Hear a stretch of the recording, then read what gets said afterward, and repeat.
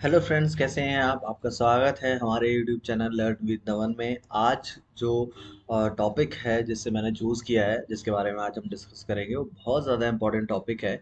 आप स्क्रीन पे कुछ इमेजेस देख रहे होंगे। ये एक्चुअल में एक फैमिली है, हस्बैंड वाइफ है। और ये हाल ही में एक केस बहुत ज़्यादा वायरल भी हुआ था। इनको इनके ही घर पे जो है वो घुसने नहीं दे रहा था। इन्होंने एक घर लिया हुआ था, उसको रेंट पे दिया हुआ था। तो जो किराएदार था, जब ये रिटायर हुए तो उस घर में एंट्री करने गए तो किराएदार इनको एंट्री नहीं करने दे रहा था। और कई दिनों तक ये ऐसे ही घर के बाहर, उस अपार्टमेंट के बाहर ऐसे सीढ़ियों में बैठे रहे। देन उसके बाद जब चीज़ें जो है वो वायरल हुई, तब जो है प्रोसेस आगे बढ़ा और इनको इनका अपार्टमेंट लास्ट में मिल गया। किराएदार ने खाली कर दिया, पहले वो खाली नहीं कर रहा था। तो आज के टाइम पे ये बहुत कॉमन प्रॉब्लम है कि आपको किराएदार से घर खाली करवाने में बहुत प्रॉब्लम होती है। या अगर आप एक किराएदार हैं तो मकान मालिक आपके ऊपर प्रेशर डालता है चीज़ों को लेके, कभी भी बिना बताए किराया बढ़ा देता है। तो बहुत सारी ऐसी चीज़ें होती हैं। तो आज उन्हीं सारी चीज़ों को लेके हम एक इशू के बारे में डिस्कस करेंगे, इस इशू के बारे में डिस्कस करेंगे। और इसमें किराएदार मकान मालिक के जितने भी अधिकार और नियम होते हैं, उन सभी के बारे में हम इस इशू में बात करेंगे। तो बिना देर करते हुए शुरू करते हैं।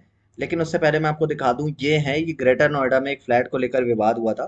और किराएदार ने पर दावा किया था और मकान मालिक को अपमानित किया था, ऐसा कई न्यूज़पेपर्स ने प्रिंट किया था। ठीक है, उसके बाद 10 दिन तक ये सीढ़ियों में, मैंने आपको अभी बताया कि इन्होंने कई दिनों तक, तो 10 दिनों तक इन्होंने सीढ़ियों पे अपने बिताया था। और जैसे कि आप देख सकते हो, इनका जो ये लेडीज है, इनका नाम राखी गुप्ता था। और इन्होंने ट्विटर के ऊपर ये जब आके अपनी प्रॉब्लम बताई और वीडियो बनाई कि ऐसा ऐसा हो रहा है हमारे साथ, तब फिर जाके चीजें जो है वो वायरल हुई और इनके साथ जो है वो इंसाफ हुआ, एक तरह से आप बोल सकते हो। ठीक है, तो आज हम अभी इसी के बारे में बात करने वाले हैं आपसे।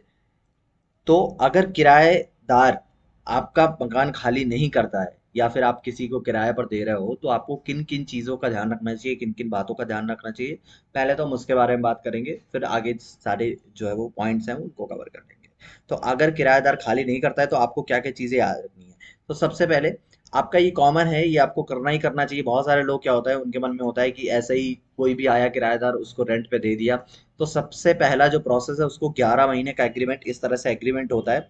आपके आसपास नगर निगम या तहसील होगी, तो वहां पर इस तरह के एग्रीमेंट्स बनते हैं। तो अगर आप किसी को रूम रेंट पे दे रहे हो, या फिर आप शॉप रेंट पे दे रहे हो, या कुछ भी आपका रहने लायक, तो उसको अगर आप रेंटल कर रहे हो, तो आप एक 11 महीने का एग्रीमेंट होता है, उसको 100% आपको करवा के रखना है।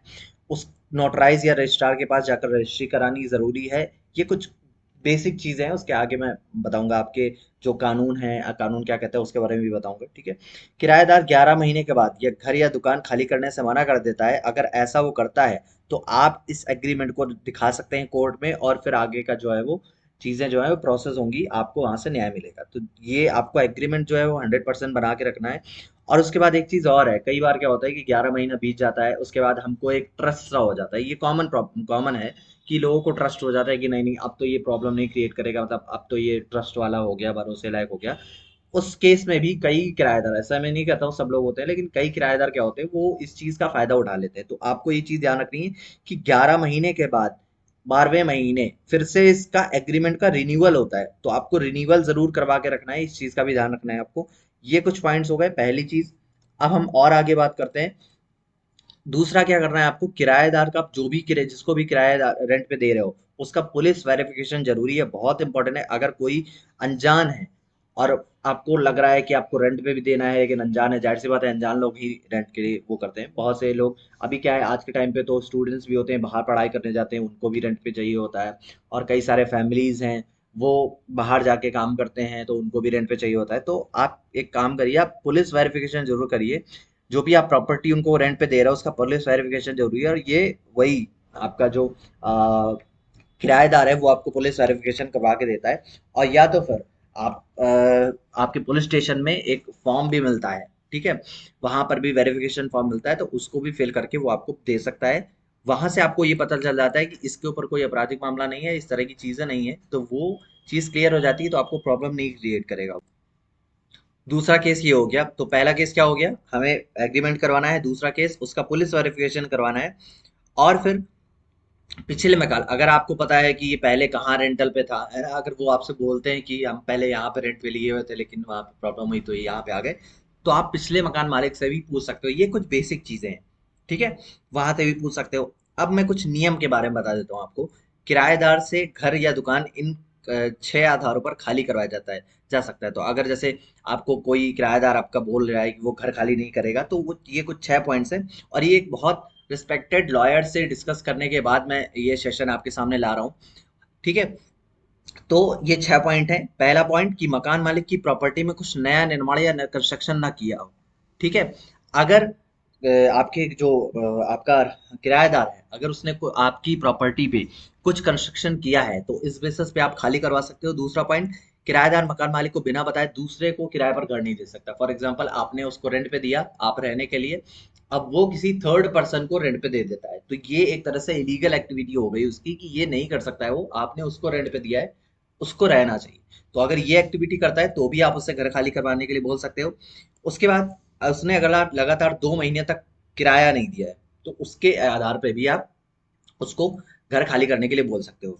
देन उसके बाद, किराएदार अपनी मकान मालिक की प्रॉपर्टी पर गैर कानूनी काम कर रहा हो, अगर वो कोई इलीगल एक्टिविटी कर रहा है किसी भी प्रकार की, तो फिर आप उससे खाली करवाने के लिए बोल सकते हो। दूसरी चीज, किराएदार ने मकान मालिक की प्रॉपर्टी को नुकसान पहुंचाया है, अगर आप किसी तरह से नुकसान पहुंचाया, आपकी कोई प्रॉपर्टी तोड़ फोड़ की है, कुछ भी किया है, तो उस बेसिस पे आप उससे खाली करने के लिए बोल सकते हो। और अगर मकान मालिक अपनी प्रॉपर्टी का खुद इस्तेमाल करना चाहता हो, जैसे अभी वो नोएडा वाले केस में हुआ कि वो रिटायर हो चुके थे और अब वो शिफ्ट कर रहे थे अपने एक्चुअल अपार्टमेंट में, अपने एक्चुअल बिल्डिंग में, तब उनको मकान जो किराएदार है वो खाली नहीं कर रहा था, ठीक है। उसमें कोई भी रीजन रहा हो, लेकिन अगर आपको उस शिफ्ट करना है तो फिर आपको वो घर खाली करना करवाना पड़ेगा, मतलब उसको करना पड़ेगा किराएदार को, ठीक है। ये छह छह पॉइंट हो गए।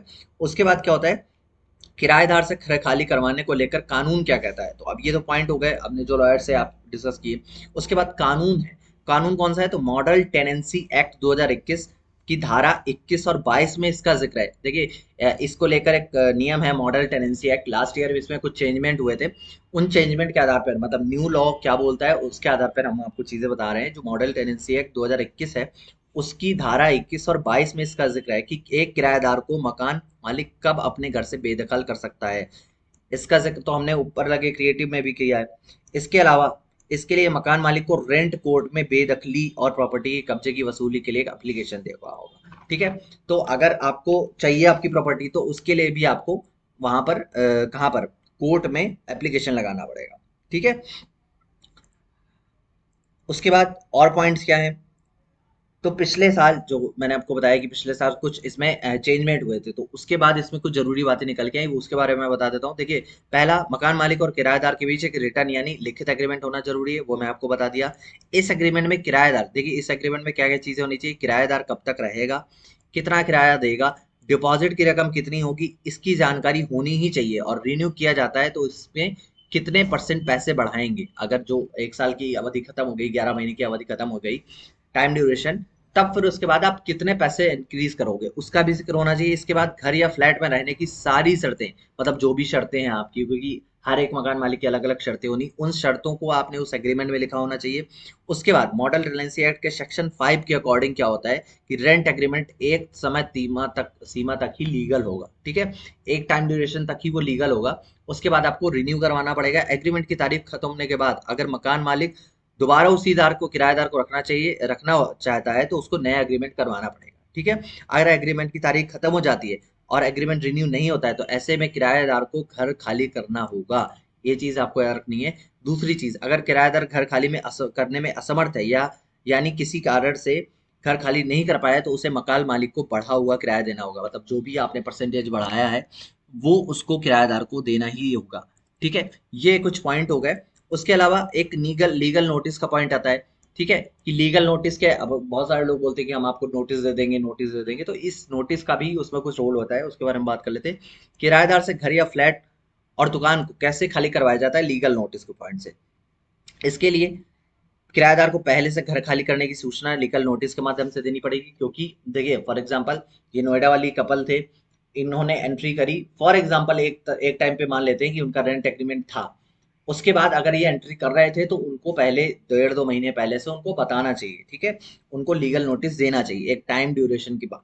उसके बाद अगर वो इस चीज पे नहीं मानते हैं तो पुलिस की सहायता आपको लेनी चाहिए, वो तो बेसिक है, वो तो पुलिस की सहायता हर कोई लेता है। उसके बाद रेंट कंट्रोल अथॉरिटी, ये एक अथॉरिटी है जो आपकी रेंटल से रिलेटेड प्रॉब्लम्स का सॉल्यूशन देती है, तो रेंट कंट्रोल अथॉरिटी में याचिका डालकर आप अपना घर खाली करवा सकते हैं।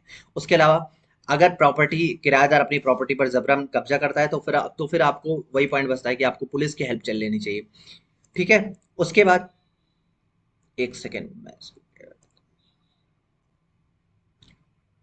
उसके बाद मकान मालिक के पास कोई कानूनी अधिकार है कि नहीं? हाँ बिल्कुल है। मकान मालिक के पास क्या अधिकार है? तो मकान मालिक को किराएदार से रेगुलर किराया लेने का अधिकार है। दूसरी चीज, किराएदार को घर को गंदा रखने या नुकसान पहुंचाने पर उसे टोका जा सकता है किराए रेंट मकान मालिक के द्वारा। फिर उसके बाद घर खाली करने से पहले किराएदार को 1 महीने पहले नोटिस देना होगा। ठीक है, ये चीज आपको याद रखनी है। उसके बाद अगर मतलब आप ही के रेंट पे हैं तो आपको नोटिस देना होगा मकान मालिक को कि हम खाली कर रहे हैं, रीजन विद रीजन।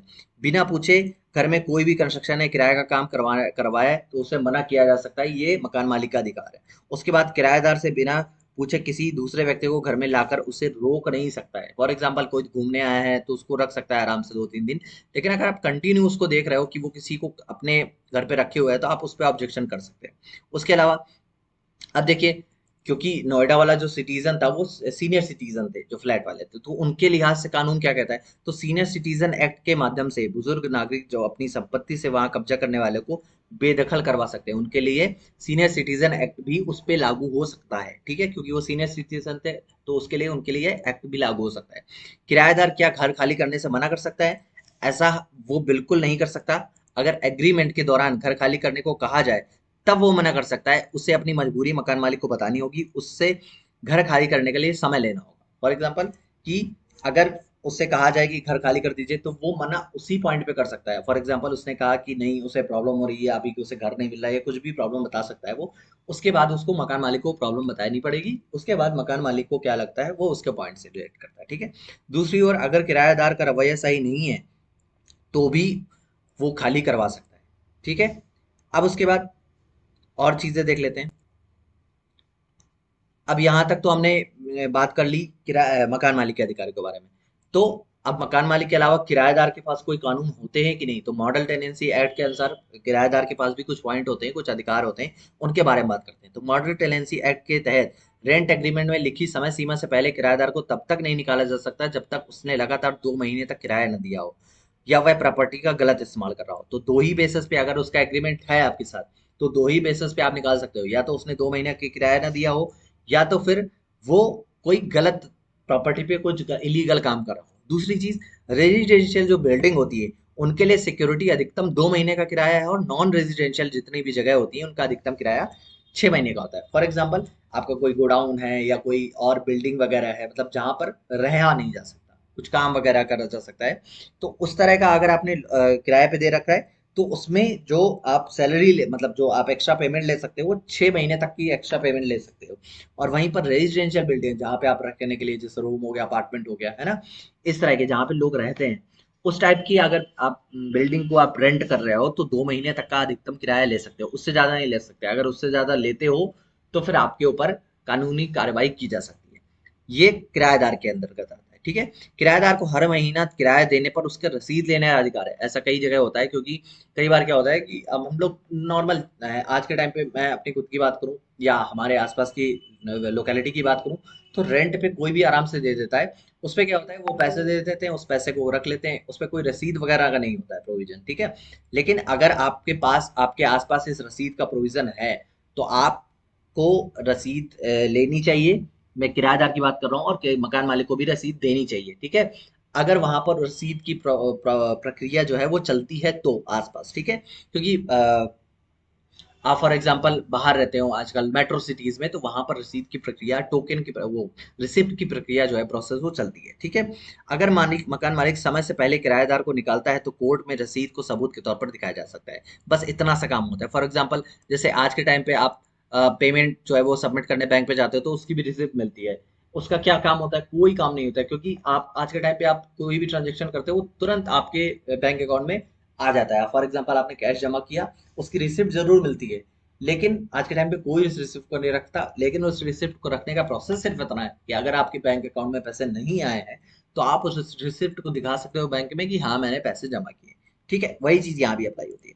उसके अलावा और क्या अधिकार है, तो किराएदार को हर हालत में बिजली और पानी लेने का अधिकार है। ये चीज तो उसको मिलनी ही मिलनी चाहिए। ठीक है, जब वही कहीं पे रेंट पे लेता है। और कानून के मुताबिक बिजली और पानी किसी भी व्यक्ति के लिए मूलभूत जरूरी है, ये जरूरत है, ये भी चीजें याद रखनी है। घर या मकान मालिक खाली करवाने की सही वजह का जानने का उससे हक है।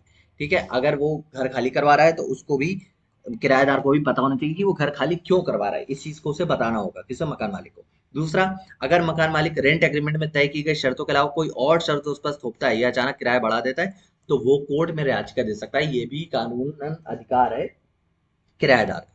ठीक है, अगर आपसे बोला गया, फॉर एग्जांपल मैं एक अमाउंट रख लेता हूँ कि आपसे बोला गया 10,000 और 11 महीने के लिए आपका पेमेंट रहेगा, मतलब आप तक 11 महीने तक आपको 10-10 हजार मंथली पे करना है। फॉर एग्जाम्पल दूसरे या तीसरे महीने अचानक से किराएदार बोल देता है, मकान मालिक बोल देता है कि आपको 11,000 आप पे करना पड़ेगा, और मैं नहीं जानता, अचानक से रेट बढ़े हैं, महंगाई बढ़ी है, तो मैं भी बढ़ा रहा हूँ। इसका कोई तुक नहीं बनता। अगर आपका एग्रीमेंट है तो आप आराम से कोर्ट जाके उसके ऊपर याचिका डाल सकते हो, उसके ऊपर जो है वो अपने अधिकार प्राप्त कर सकते हो। उसके अलावा अगर किराएदार घर पर नहीं है तो मकान मालिक उसके घर का ताला नहीं तोड़ सकता है, ये मोस्ट इंपॉर्टेंट पॉइंट है। और दूसरा, ना ही उसका सामान बाहर फेंक सकता है। ऐसा अगर वो करता है तो उसके ऊपर कानूनी कार्रवाई की जा सकती है। किसके ऊपर? मकान मालिक के ऊपर। मतलब अगर आप घर पे नहीं हो तो ना ही वो आपकी इजाजत के बगैर आपके घर पे एंट्री कर सकता है, ना ही आपका घर का सामान वो फेंक सकता है ना। मकान मालिक बिना बताए किराएदार के घर पर नहीं आ जा सकता है, ये भी चीज आपको पता होनी चाहिए। और ये आजकल मेट्रो सिटीज में होती है, क्योंकि वहां पर क्या होता है, रेंटल अपार्टमेंट होते हैं और वो रेंट पे दे देते हैं, उसके बाद मकान मालिक आराम से बस पैसे लेता रहता है टाइम पे। उसके अलावा उसके किसी भी सामान की जांच पड़ताल नहीं कर सकता है। किराएदार और बगरवार के लोगों पर हर वक्त वो नजर नहीं रख सकता है। आजकल ऐसी भी बहुत सारी एक्टिविटीज होने लगती है, मकान मालिक को लगता है कि नहीं नहीं ये मतलब ऐसा कुछ एक्टिविटी कर रहे हैं, तो उस टाइम पे भी इन चीज़ों को ध्यान रखना चाहिए। उसके अलावा मैंने ये आपको पॉइंट बता ही दिया, 2 महीने से ज़्यादा किराया रेजिडेंशियल में और 6 महीने से ज़्यादा किराया आपका गोडाउन और शॉप्स वगैरह में, इससे ज़्यादा। ठीक है, तो आज के सेशन में यही सारी चीज़ें थी जो मेरे को आपको बतानी थी। तो आई होप आपको किराएदार के और मकान मालिक के दोनों के अधिकार पता चल गए होंगे इस ऐप के दौरान। ठीक है, इस सेशन के दौरान। और आप हम नेक्स्ट वीडियो किसी अच्छे टॉपिक पे लाएंगे। और अगर आपको ये वीडियो हेल्पफुल लगा हो या वीडियो अच्छा लगा हो तो वीडियो को लाइक ज़रूर करिएगा, चैनल को सब्सक्राइब करिएगा। और ऐसे इंपॉर्टेंट टॉपिक्स जो जिनके बारे में हमें डिस्कस करना चाहिए, तो उस पर मैं वीडियो बनाता रहूँगा। और मिलते हैं नेक्स्ट वीडियो में, तब तक के लिए thank you so much. Take care, good bye.